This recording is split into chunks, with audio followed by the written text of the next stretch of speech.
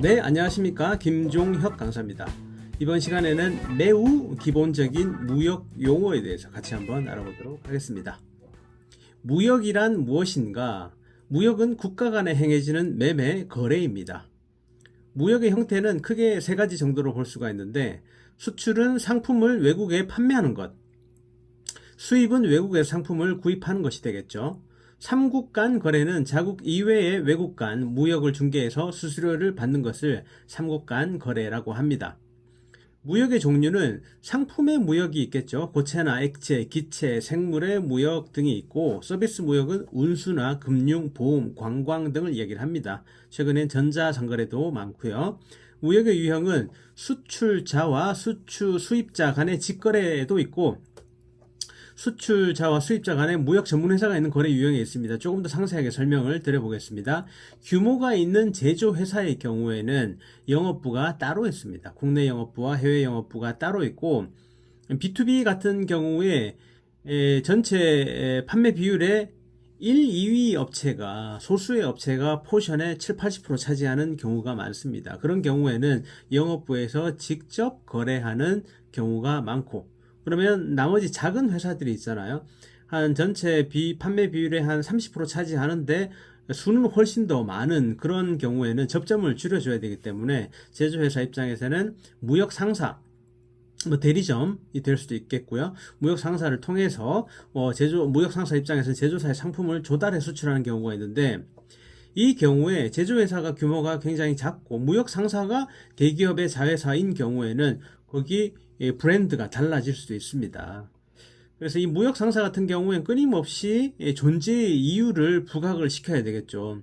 제조회사를 더 편하게 만들어 준다거나, 접점을 줄여 준다거나, 아니면 고객에 대한 서비스가 좋다거나, 창고를 운영을 잘 한다거나, 딜리버리 납기가 좋아진다거나, 그런 식으로 이제 자기들의 존재를, 이유를 계속 부각시켜야 합니다. 국내 거래와 무역 거래와 국내 거래의 차이점은 말과 통화가 다르고, 상관습과 제도, 법률, 문화, 정치, 경제 상황이 다르죠. 대금 지불 방법이 다를 수도 있고, 관세를 내야 합니다. 관세를 내고 통관을 해야 합니다. 밀수가 아니니까, 그죠? 그리고 리스크도 굉장히 다양합니다. 자, 이제 무역 거래의 흐름을 같이 알아보도록 하겠습니다. 수출의 경우는 수출 상품을 개발해서 어떤 걸 팔 건가, 그리고 해외 거래처를 발굴을 하고 전시회를 가든지 온라인으로 하든지, 그죠? 그리고 수출 상담을 하고 계약을 합니다. 그다음 보험을 들고 수출 통관하고 선적을 한 이후에 대금을 수령하게 되겠죠. 수입의 경우는 국내에 잘 팔릴 제품이 어떤 게 있을까, 이 수입 상품을 개발을 하고 그 이후에 해외 공급처를 물색을 해야 합니다.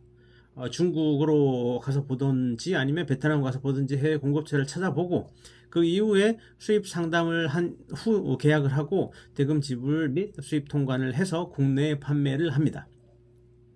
그렇다면 무역 거래에 사용되는 주요 서류가 어떤 게 있는지 같이 한번 볼까요? 첫 번째는 인보이스입니다.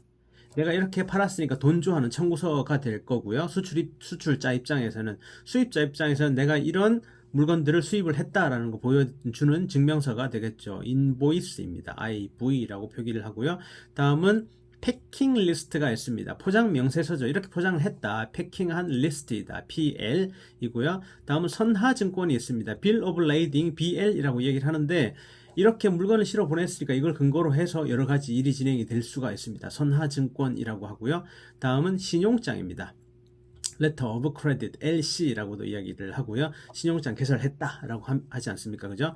그리고 다음은 주문서가 있습니다. Purchase Order 또는 Purchasing Order라고 하고, 주로 PO라고 하죠. PO 받았다, PO라고 얘기를 하고, 다음은 원산지 증명서가 있습니다.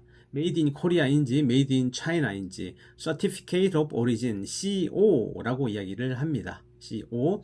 다음 보험증권은 Insurance Policy, IP라고 이야기를 합니다. 이렇게 가장 많이 사용되는 주요 서류가 어떤 게 있는지 말씀을 드렸고요. 다음은 화물에 대한 기본 용어 같이 한번 볼게요. FCL은 Full Container Load입니다. 우리 물건이 많아요. 그래서 한 컨테이너를 가득 채울 수가 있습니다. 그러면 컨테이너로 물건을 보내는 거죠. 그런데 우리가 물건이 한 컨테이너를 가득 채우지 못한다라고 했을 때 LCL입니다. Less than container load. 썩죠. 여러 화주들의 물건을 하나에 섞어서 한 컨테이너를 만들어서 보내는 겁니다. 다음은 CY가 있네요. CY는 컨테이너 야드, 컨테이너를 쌓아두는 곳. 그리고 CFS는 컨테이너 프레이트 스테이션. 여러 화주로부터 물건이 모이면 이걸 컨테이너에 실어주는 혼재 화물을 집하해서 컨테이너에 실어주는 곳을 컨테이너 프레이트 스테이션 CFS라고 합니다. 인코텀스가 거의 10년 만에 한 번씩 변하는 건데 이건 국제 무역 거래에 관련된 기본 용어 텀즈라고 보시면 될 것 같아요. 그래서 포트 오브 로딩 물건을 실는 곳, 출발하는 항구, 그리고 도착하는 항구, 포트 오브 디스차르지. 그러면 선적을 할 땐 shipment라고 얘기를 하고 loading이라고 얘기를 하고, 그리고 물건을 내릴 때는 discharge, unloading, 양륙, 양하라고 얘기를 하고, 하역업자는 stevedore라고 얘기를 합니다. 그러면 제가 가정을 한번 해볼게요. LA에 있는 고객이 우리 대전에 있는 공장에 있었던 물건을 구입을 한다. 이 작은 물건이라고 칠게요. 최첨단 자고 이게 한 10,000원쯤 합니다. 자, 이 10,000원짜리 자를 구매를 한다. 그러면 견적 요청을 하겠죠. RFQ, Request for Quotation, 견적 요청을 했을 때 얼마에 할 거냐 이 말이죠. 기준이 있어야 됩니다. 그럼 이 제품의 가격이 10,000원이고 환율이 달러당 1,000원이라고 했을 때 10불이라고 얘기를 하면 되냐? 안 되죠. 기준이 있어야 되겠죠. 그래서 우리 공장에서 가지고 가라. 우리 공장까지 와서 가지고 가라. 알아서 가지고 가세요.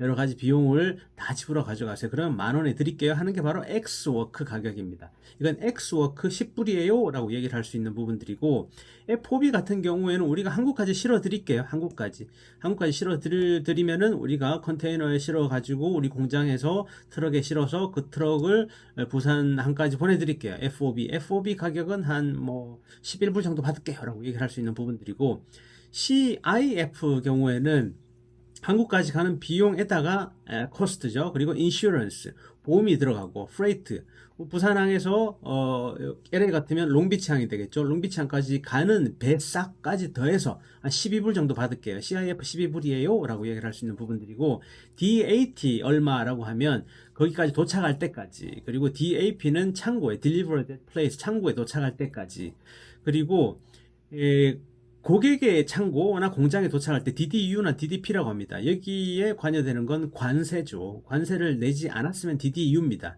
Deliver Duty Unpaid. DDP 같으면 Deliver Duty Paid. 그래서 극과 극을 이야기를 하면은 제일 가격이 싼 거, 아무 비용도 들어가지 않은 그대로의 가격은 X워크 10불이에요.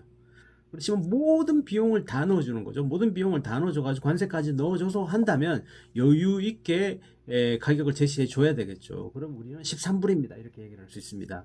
자, 그렇다면 여기에서 우리가 정말 운송비를 절감할 수 있는 어마어마한 노하우를 가지고 있다. 우리만의 노하우와 우리만의 네트워크를 가지고 있으면 DDP로 거래하는 게 훨씬 좋을 겁니다. DDP 13불 해서 우리는 이 운송 비용 과정에서 절감할 수 있는 거죠. 1불 정도밖에 안 들어가네? 그러면 우리는 추가 마진을 가지고 갈 수 있는 겁니다.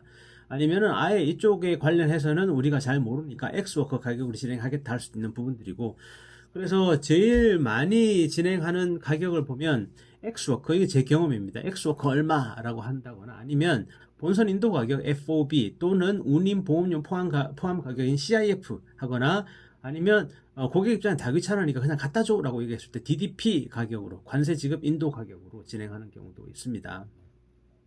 컨테이너는 언제쯤 나왔을까? 70년대 중반으로 기억을 하는데, 컨테이너가 나오기 전에 무역을 생각해 보면 옛날 어떤 영화요? 한 15, 16세기, 17, 18세기, 그리고 해적이 나오는 영화 같은 데 보면은 항구는 굉장히 번화한 곳입니다. 사람들이 물건을 하나하나 다 옮겨요. 술집도 있고 식당도 있고 여러 사람들 서비스도 있고 굉장히 왁자지껄한 시장 같은 분위기인데, 요즘 항구는 어떻습니까? 항구는 사람이 없습니다. 사람이 없이 크레인이, 기계가 이렇게 이제 컨테이너를 실어 나르죠. 다 규격화되어 있고. 이 컨테이너가 나옴으로써 우리 생활에 미치는 영향은 모든 게 다 싸졌어요. 운송비가 줄어들었기 때문에. 제가 아주 어렸을 때는 바나나가 비싼 과일이었던 걸로 기억을 하는데 어느 순간 바나나 가격이 확 떨어졌습니다. 왜냐하면 운송비가 절감이 되었기 때문에 여러 가지 제품을 여러 가지 상품을 식품을 일반인들이 싼 가격에 이용할 수 있는 그리고 폭발적으로 무역의 양이 늘어나게 된 그런 굉장한 발명품이라고 볼 수가 있습니다. 컨테이너는 크게 세 가지 종류가 있습니다. 40피트, 20피트, 10피트가 있고 이 부피를 잘 계산을 해야 됩니다. 1세제곱미터 이 큐빅 미터가 몇 개나 들어갈까? 40피트는 한 68개 정도, 20피트는 31개 정도, 10피트는 한 20개 정도 들어가고 여기에 중량은 한 27톤, 40피트는 20피트 같은 경우 22톤, 10피트 같은 경우 10톤 정도 이렇게 볼 수가 있습니다. 자, 오늘은 이렇게 가장 기본적인 무역 용어에 대해서 같이 알아봤습니다. 잘 들어주셔서 감사합니다. 김종혁 강사였습니다.